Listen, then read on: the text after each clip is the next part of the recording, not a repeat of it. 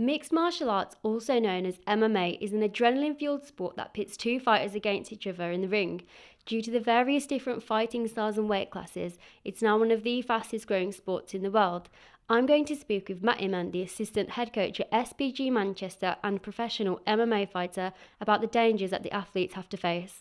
I think MMA at the minute is far from perfect. In terms of injuries, MMA is not the only sport where you can get injured. You know, people can get injured playing rugby, they can get injured playing football, they can get injured, cheerleading, doing gymnastics, anything. Injuries, I think, are just a part of sport. An issue that's prevalent is the issue of kind of concussions and CTE. I think there's a lot of work to be done. It's becoming more commonplace now that fighters are requiring brain scans, although that's not across the board.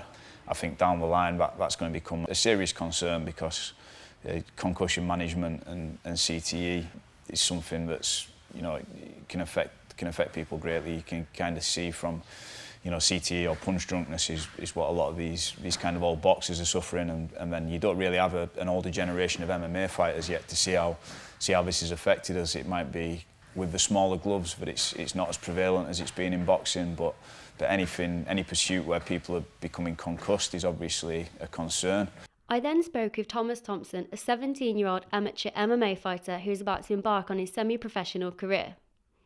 The whole fighting I've been doing for about 11 years. Started off with boxing at age of 6 and then until about 13, and then transitioned to MMA and been doing MMA ever since.